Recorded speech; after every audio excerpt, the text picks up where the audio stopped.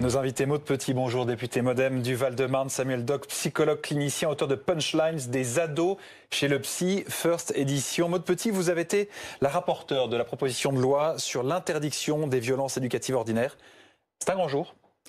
Ah ben oui, il y a beaucoup d'émotions en moi et je sais que beaucoup de personnes qui portaient ce combat sont très émues et en attente de ce qu'il va se passer cet après-midi au Sénat. Oui, c'est un grand jour. Que dira exactement ce texte ? Alors en fait, le texte, s'il est adopté donc de façon identique au Sénat que ce qui a été adopté en novembre dernier à l'Assemblée, présentera 3 articles. Et le premier article qui changera le Code civil, c'est simplement d'indiquer que l'autorité parentale s'exerce sans violence physique et psychologique.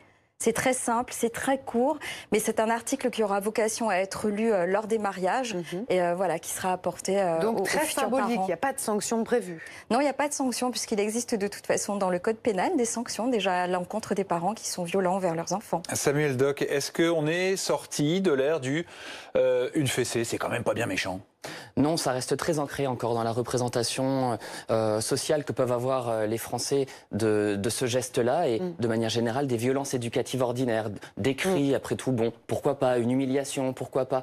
Et on a beaucoup de travail encore à faire de pédagogie avec les parents pour pouvoir justement les aider à transformer ce regard sur ces actes qui ne sont pas parentaux mais qu'ils peuvent poser dans certains moments. 83% des Français sont aujourd'hui opposés à cette loi contre la fessée. Vous l'expliquez aussi par le fait que, bon, une petite fessée, ça n'a jamais fait de mal à personne.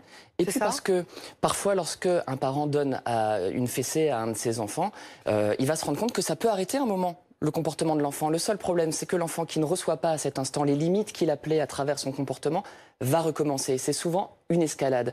Vous savez, on dit souvent, c'est vrai, une petite fessée n'a jamais tué personne, mais une fessée peut être parfois, hélas, le point de départ à certaines violences. Et puis, c'est aussi ancré parce que souvent, certaines personnes ont reçu des fessées lorsqu'ils étaient enfants, de la part du parent, le parent tout puissant. Et il y a une transmission qui se fait. Ça a marché pour moi. Dans la qui autour de cette table a eu une fessée quand il était petit? Ah, moi, j'en ai eu. Moi aussi. Moi, j'ai eu une claque. 100%. Maman, Pas j'ai eu une qu'une. claque. Maud Petit, il y a beaucoup de gens qui disent aussi que vient faire le législateur dans ma maison? Est-ce qu'il va venir vérifier aussi ce que je mets dans l'assiette de mon enfant le matin? Peut-être. En fait, moi, j'estime que la loi doit aller partout lorsqu'il s'agit de défendre les plus fragiles d'entre nous. Les enfants, en C'est tout. l'occurrence. Et les enfants, en l'occurrence. Donc, on n'a pas à frapper un enfant pour l'éduquer. C'est un non-sens. Déjà, c'est une chose. Ensuite, il fallait que la France s'adapte aux réglementations internationales. Et la France a signé, il va y avoir 30 ans, la Convention internationale des droits de l'enfant dans laquelle elle s'engageait en fait à adopter un texte clair en la matière, interdisant les violences éducatives ordinaires. Alors, je fais une toute petite correction.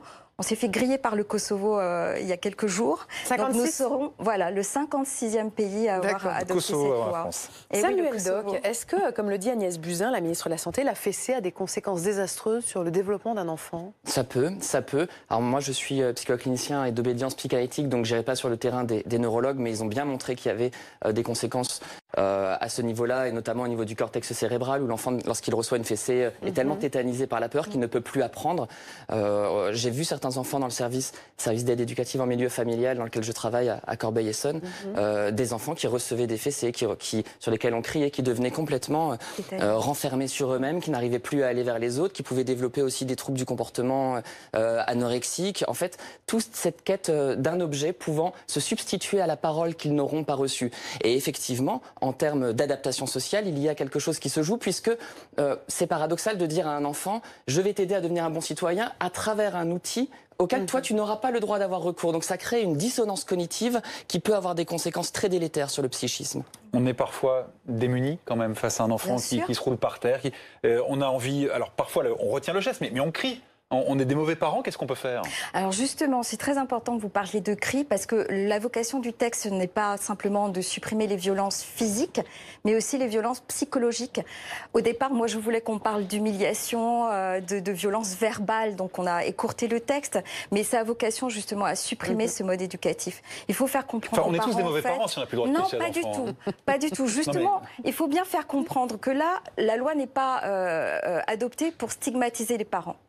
Simplement avant aujourd'hui, on ne savait pas peut-être qu'il fallait et qu'on pouvait éduquer les enfants différemment.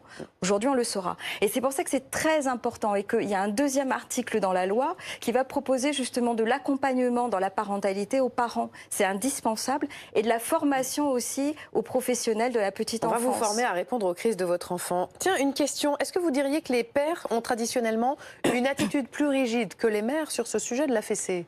Non, très franchement, je m'engagerai pas. Pas aux Antilles. Il y a un facteur, peut-être qu'il y a un facteur culturel, mais je ne serai pas aussi catégorique sur cette question. Et donc, dans les solutions que vous proposez pour parer à la fessée, pour éviter la fessée à un enfant qui fait une crise? D'abord, je voudrais dire justement sur ce point-là que la loi est une excellente occasion de se rappeler que c'est pas au moment où l'enfant fait une crise qu'on devient parent et qu'il s'agit de mettre des limites, c'est bien en amont. Et la loi va nous permettre de réfléchir à ce qu'est l'éducation de l'enfant, de réfléchir à ce qu'est la parentalité.